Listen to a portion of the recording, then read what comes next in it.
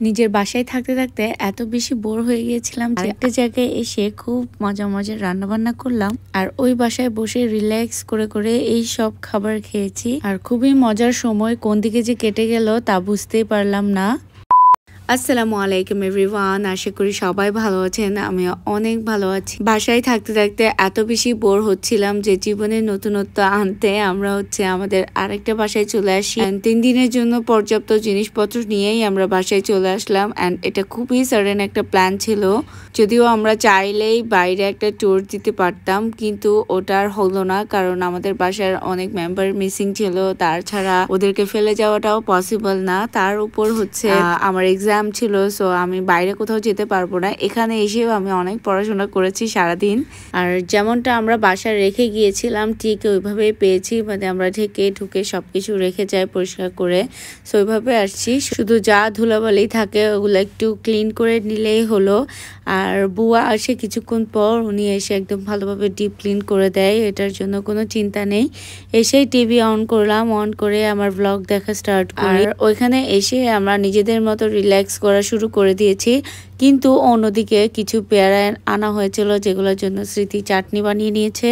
So TV দেখতে দেখতেই আমরা ওই পেয়ারা আর চাটনিটা এনজয় করছিলাম। আর যেহেতু বিকেলবেলার দিকেই আমরা পৌঁছেছি তাই একটু সময় লাগছিল আর খিদাও ছিল, তাই পেয়ারাটা দিয়ে সেরে নিলাম। আর এই বাসায় পর্যাপ্ত পরিমাণ যে একদম প্রপার নাস্তা বানাবো ওরকম ইনগ্রিডিয়েন্টস ছিল না, যার কারণে বাসা থেকে আনা দুধ আর সেমাই আমাদের কাজে লেগেছে। সো ওগুলা দিয়ে আমরা নাস্তা করেছি। এই বাসায় দুধ, চিনি, চায়ের পাতাগুলা রেখে গিয়েছিলাম, সো ওগুলা দিয়েই চা বানিয়ে খেয়ে নিয়েছিলাম। নাস্তা আর চা তো যেমন তেমন খেয়ে নিয়েছি, কিন্তু প্রপার ডিনার তো দরকার, তাই না? তো ডিনারে আমরা কি রান্না করব এটা নিয়ে অনেক চিন্তা করেছি। শেষমেশ একটা দুরুস বানিয়ে নিয়েছিলাম। সো দুরুসের রেসিপি তোমরা যারা চাইবে তোমাদের জন্য আমি আলাদাভাবে পোস্ট করব।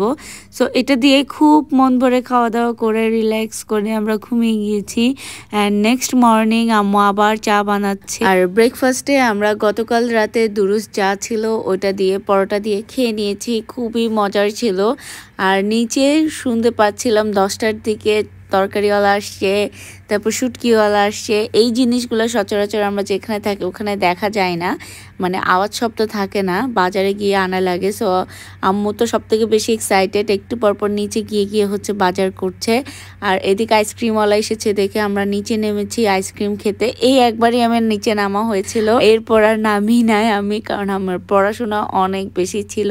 তারপর আমরা এই আইসক্রিমটা খেয়েছি অ্যান্ড এটা খুবই ফালতু একটা আইসক্রিম ছিল, কারণ আমি খুবই রিগ্রেট করেছি যে আমি কেন এটা খেতে নিচে আসলাম।